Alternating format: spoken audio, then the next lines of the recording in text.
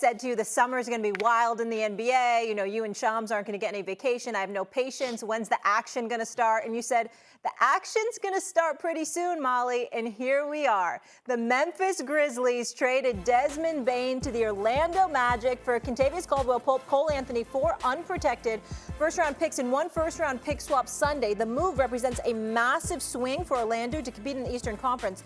For the Grizzlies, it's an opportunity to add a championship defensive wing backcourt depth and a major haul of picks. So, Wendy, I just said the Magic took a massive swing for Bane.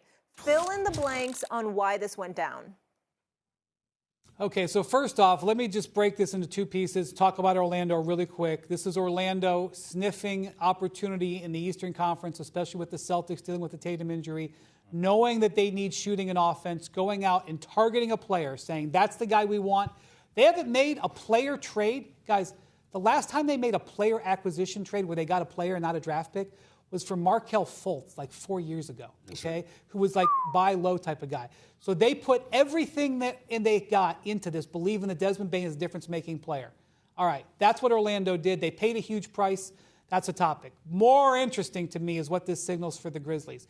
Because what you have here is a team in the middle of a pack in the Western Conference where there's an arms race, okay? I got coaches and executives thinking that there's 13 or 14 teams out of the 15 in the West that are going to try to go for it next year.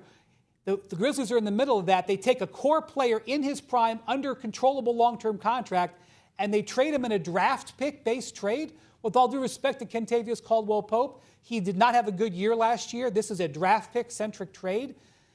You're going, wait a minute, what's going on here? Now, what I'm here to tell you is that the Grizzlies' message to anybody who will listen, whether it's media or other teams, is we're retooling, not rebuilding. We're going to try to sign Jaren Jackson Jr. to a contract extension in the next few weeks, and we're not trading Ja Morant. We're still fully invested in Ja Morant.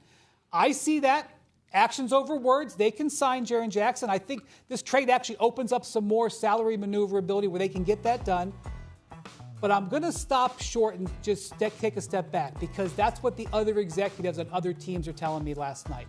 They're saying to me, well, they're not trading Ja Morant now because his value is not where they want it to be anyway. So the Ja Morant trade is not happening now. But this move does not signal confidence in this core because they are, with all due respect, a worse team on paper than they were yesterday in a very tight Western Conference. So actions over words. Let's see the action of signing Jaren Jackson. And Stephen A., Ja Morant can sign a contract extension this summer. Let's see the action of whether he signs it or whether it's offered. Let's keep an eye on the Grizzlies. First of all, a couple of things. Number one, I want to be mindful of let's not hate on Ja Morant. Ja Morant has been perpetually injured. I know the suspensions and all of that stuff happen, but you make mistakes, you grow from it, you learn, let's move forward.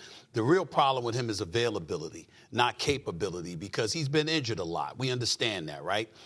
The other side to it is that I'm looking at Memphis right now, and I'm saying to myself, it looks like you won because you got 4 unprotected first-round picks. I mean, Desmond Bane, who I love, by the way, the brother averaged nearly 18 points a game, shot 41% from 3, one of the better shooters in the NBA, make no mistake about it, but he's never been an all-star. I'm trying to figure out how him and Mikal Bridges, you give up 4 unprotected first-round picks for these guys. I mean, that's a lot. That is a lot. This is not Kevin Durant. This is not LeBron. This is not a Steph Curry or somebody. To give up 4, Luka, for example, to give up 4 first-round picks unprotected is a concern for me. Now, where things get a bit interesting with Desmond Bane, I'm just looking at some of these numbers. One of 3 NBA players with 800 made three-pointers and 40% three-point shooting since entering the league in 2020 and has shot 43% on catch and shoot attempts. Why does that matter? The Magic, dead last in three-point field goal percentage at 31.8% this past season. Dead last in catch and shoot threes at 32.7% this season. The Magic had been the worst three-point field goal percentage in the team in a season since the Lakers in 2015, 2016. So I get all of that. Add in him him to Banchero to Wagner to Jalen Suggs is an upgrade. Orlando is saying we're coming. They're not messing around. So if you're the Knicks, you're Detroit, you're Indiana, you're Cleveland, you're Boston without Jason Tatum, look the hell out. Orlando is trying to make some noise here. And Banchero, I think, is just a star. This brother is just going to ascend. He's one of those dudes. I'm just reticent about 4 unprotected first-round picks. That's my only issue with this. There's no shade on Bane whatsoever. The brother can play. Including the Suns pick next year. Including the Suns pick next year. I'm worried about that. That's a bit much. To me, if you're making a deal like that, you're saying this move puts us in championship contention. Right. And I don't know if it does that. He can play, but that's a lot. I don't know, Stephen. I would disagree with you. I think that's going for what market value is these days. And I would say that the addition of Desmond Bane does put them in championship contention. I mean, look at the East right now. What's Cleveland going to do? They're going to run it back? What are the Knicks going to do? Okay. I mean, I understand we're watching the Pacers right now, and the Pacers are a really good basketball team. We see the window being open with Boston. I was just with J.B. Bickerstaff in Detroit. Okay, but this thing is wide open. I mean, you're talking about a guy who is a career 40% three-point shooter who averages 6.5 attempts per game. That's efficiency. So I know there's some questions around what they're doing, what he does defensively at times. We're getting Jalen Suggs back with Anthony Black, with Paolo Banchero, with Franz Wagner. I mean, you're talking about a team that is right there that can contend for an Eastern Conference championship and an NBA championship. So I would highly disagree with you in that regard.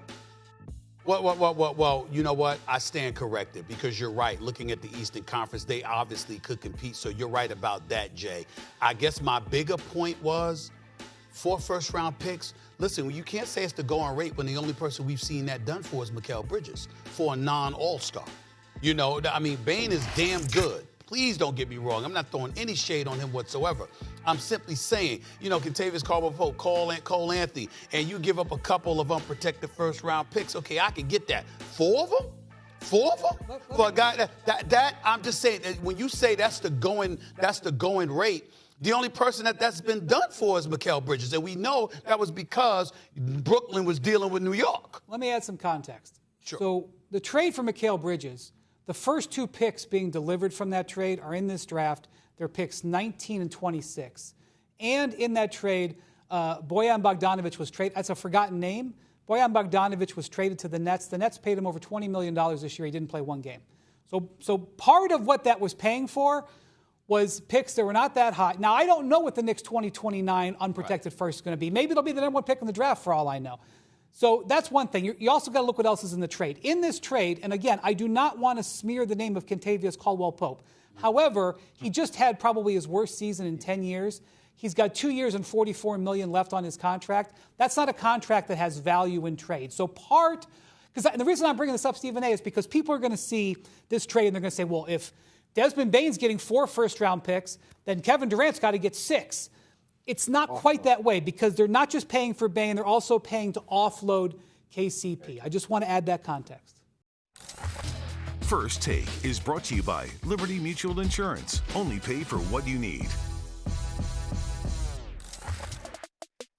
Kevin Durant is expected to be in the move again this summer, gentlemen. This will be his 5th team in his NBA career. He's got a short list of preferred destinations. So this, according to our Shams Charania, KD's preferred teams are the Heat, the Spurs, and Rockets, with teams around the league being told that those are the 3 teams Durant will commit on a long-term extension. However, the Suns have made it clear to interested teams that they will make the best deal for the franchise, even if it means trading Durant outside of his preferred list. What a time. Wendy, whichever team he lands on, do you believe Kevin Durant should be the number 1 option on his next team? He can be a number 1 option. He just had arguably one of the best shooting seasons of his career at age 36, 37 in his 16th season or whatever it was. But I don't think that the team should plan for him to be. Number 1, if you're trading for Kevin Durant, you want to have a team built out that can try to win the whole thing. You're not trading for him on some 3-year plan, even if he's going to get an extension. The second thing is just this, and he's been relatively healthy for the last 2 years, but he has missed 20 or more games in 6 or 7 of the last 8 seasons. So he's, 2 years ago he played 75 games. Last year he played 62. That's really good. But, still missed 20 games last year. So, that's one of the things. If you're going to have a player in his late 30s on your roster, you've got to make sure your roster is equipped for that player to miss some time. Let me say this about Kevin Durant, and I'll say this to you as well, Jay. The Kevin Durant that we have witnessed throughout his professional career deserves to be a number 2 option behind no one. No one. You can't know the game of basketball and look at Kevin Durant and say somebody else deserves to be a number 1 option ahead of that brother. You just can't do it. He's 7 feet tall with a 7'6" wingspan who can score from anywhere. 3s, 2s, mid-range, free throws, fast break, open. It doesn't matter. It doesn't matter. Now, I'm not saying that if you have Wembanyama, you forget about him. If you have a LeBron or a Steph, you forget about him. I will remind you, when Kevin Durant was on Golden State, being coached by Steve Kerr, playing alongside the Splash Brothers, he still wasn't the number 2 option. He still wasn't the number 2 option. I mean, you could look at plays being called for Steph. You could look at Steph moving without the basketball and having everybody's head on a swivel because the greatest shooter God has ever created scared the living hell out of you. But it wasn't like that made Kevin Durant a number 2. Kevin Durant just has that ability where he can suppress his offensive assertiveness when he wants to because he's efficient enough to go out there with less shots and still give you 27 a night in his sleep. This is who the hell KD is. So when we ask this question, let's understand that the last time we saw this brother, he was averaging 27.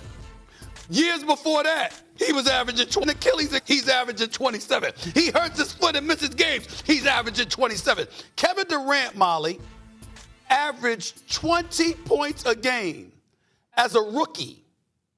That is his lowest level of production in his career. This is who he is. So to ask this question, number 1 option, the reality is that you can never justify him being a number 2 unless he says, just give that brother the ball. I'll work around him. If Kevin Durant says that, that's fine. But you as a basketball mind, you can't look at a Kevin Durant and say, there's somebody that deserves to be the number 1 option ahead of him. Not with that level of greatness on the offensive side of the ball. You just can't do it. I think I can do it. Because I don't think KD looks at the game the way that media talks about the game. I don't think KD goes into a situation saying, I'm just giving you insight. I think KD goes into the situation thinking that, all right, the world may talk about who's number 1 or who's number 2, but I'm Kevin Durant. I can feel out for what the situation calls for. So if there's a situation where Anthony Edwards wants to carry a lot of the load and be the number 1 guy, by all means do it. Be him. I want you to be him. The more you're him, the more I can be me. But when it comes down to a game-critical moment, you have the best weapon maybe in this generation to utilize. And I think KD loves basketball so much that he would probably agree with the fact that utilizing him at the right time in the right space to be that option for a team to seal it, that's what Kevin Durant loves. He loves the game more than anything. Jay. Yes. Did you just refute? Is it just that hard for you to say, yo, Stephen A., I agree with you? That's what I said. I said, that's exactly what I said. I'm saying, yo, Jay, if you got Steph, if you've got Young, you got somebody, and KD is like, listen, I don't need to be utilized that way. I don't give a damn what the media said. Just work around them. I'll work around it. Give me the ball when it's time. Make sure I get the ball. That's what I just said. Okay, I'm just saying, as basketball fans, it's like, he's so great. He's so great. I'm saying you as a coach can't go to him and say, you deserve to be number 2 because this person deserves to be number 1. I'm saying because of his efficiency and his greatness, you can't do that. But he most certainly will be like this. Go ahead and give it to Ant-Man. Let the offense evolve around him. Go ahead and give it to Giannis. Go ahead and give it to Steph. I'll be all right. Gets the ball. I mean, the guy can't be defended. You can't. He can't. But this is a question about are you trading a gigantic package of assets for him, and are you giving him a 2-year, $130 million contract extension at age 37? Because that's what you're talking about for your number one option. But Yes, the only reason you would hesitate to do that is because of his age. Well, that's part Not of his game. Not his game doesn't make you say you will do that. His I age. agree with that, but if Right. you're asking number one option, again, we're not talking about a tie game. We're talking Right. about this is Kevin Durant about to be traded, and you're Right. deciding what you're going to trade for him and whether you're going to pay him. That's what you're debating here. Are you going to debate whether a guy who's frankly has missed some games? Right. Nobody doubts when he's on the court that he's going to get a basket like no one else in the history of the game. But I'm talking about number one option as in core player of your franchise. Yeah, I say, Go ahead, Jay. maybe this is on me because maybe I'm mistaken number one option for the guy that's going to carry the load throughout the course of the entire season, right? Like as he's the option, the one that carries the bucket, not like as he's the closing option. That's fair. Or he's the guy that can drop 35, but it's in certain moments of the game. And all I was saying is that this stage of his career, you shouldn't want to put that wear and tear on the greatness of where KD is and how he can be optimized at the right time. That's what I meant to say. That's fair because there's two different ways of looking at it. The way you just described, the way I was describing is I'm on this basketball team, I'm Kevin Durant, and you're telling me I have to be deferential to somebody else. That doesn't happen with a Kevin Durant. That's not something you can justify. But, again, carrying the load over the course of 82 games, knowing the games that he's missed, age, attrition has kicked in, that kind of stuff, that wear and tear that you might want to avoid putting on him. I understand that point. From that point, y'all are absolutely right. I'm just talking about his skill combined with his level of production. You have to look at him and understand there is no such thing as an option better than him. I don't know if the league agrees with you. Because if the league agrees, so here's the thing. He's openly out there. Shams is reporting, and Shams is on the nose, okay? That it's Houston, San Antonio, and Miami. If any of those teams felt that he was a number one, they'd have the deal done. That's not necessarily true. Because they have the assets to do it. Okay, first of all, So, Wendy, you're trying to what are tell you me there's a hearing? debate as to whether or not Kevin Durant would be the number one option in Miami? There's nothing to think about. There's nothing to think about, Wendy. I agree, but it's In Houston? well, but Nothing. He's the number one option. But I It's just think it goes to the fact about, obviously, if he was on the team, but it goes to be about whether you're going to pay to have fair. him be the number one option. Yeah. If those teams were offering a package that regarded him as the number one option, they have the assets to do it. They Yeah, have but that's not their issue. Their issue is, again, his age, the attrition, his lack of availability. Those things come into play as to why they're hesitant to give up an inordinate amount of assets to acquire him. Not his game when he's on the basketball court. That goes part of this. And the team that's been most aggressive is Minnesota, who we all know the number one option will be Ant. Right. Yeah. Because he's the future. He's the face of the franchise. I agree. But Not also- because he's more efficient than Kevin Durant. Well, true. But also, Wendy, I More think about it's the because overall. Yes. Of course it I was going is. to say, Wendy, and I also think there is a mutual respect about how both those individuals are built, where they wouldn't mind deferring to each other in moments, because that would be KD's little brother that he would want to see him rise and put on Sure. that crown that he deserves. That's why it's like chemistry and temperament matter with where Kevin Durant goes. It can't just be like, let's plug Kevin Durant into a situation. Like that situation has to be foundationally built correctly to make sure that KD can become the Totally best version of correct. himself. Totally correct, but it's all right. Just let as we're doing, let the audience know that, as opposed to somebody saying, number one option, his skill set doesn't warrant it. Yes, it does. Yeah, agreed. Even at his age, yes, it does, because the level of production is that elite. Yeah. Wendy, I know he has his preferred destinations, and obviously the Suns said they're not limited to that. They just want the best deal. What are you hearing? Yeah, I definitely think these teams have all had discussions with Phoenix. But, you know, at the trade deadline, on deadline, the day leading up to trade deadline, Minnesota was trying like smoke and mirrors trying to figure out how to make a trade for Kevin Durant. And then they went on, when they couldn't do the deal, then they went on and had an amazing last third of the season and reached the Western Conference Finals. So I come into this offseason thinking, well, they're not going to still look for Durant. But the truth is, from everything I'm being told, they've been the most aggressive team. Now, look, the deal isn't done. So just because you've made aggressive offers, it doesn't matter. There's, again, Toronto has been in there. Toronto has been trying to package a couple of their players with the number 9 pick. They're trying to find, like, hey, is somebody number 9 going to get somebody excited? That hasn't happened yet. The Clippers, I think, are lurking in there. And by the way, if Durant went to the Clippers, you'd have James Harden there. You know, there would be some sharing of that top load.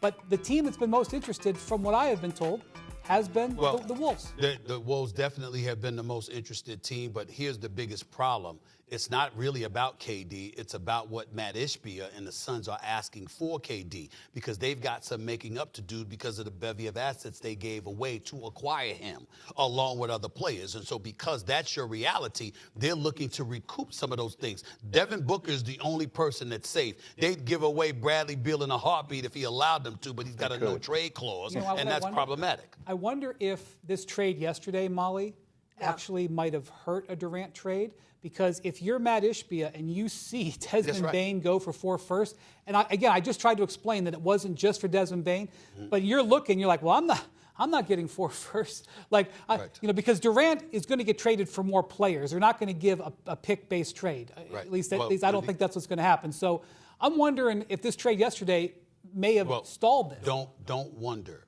It is. Trust me when I tell you, it is. Matt Ishbia looked at that trade and he's like, what the hell?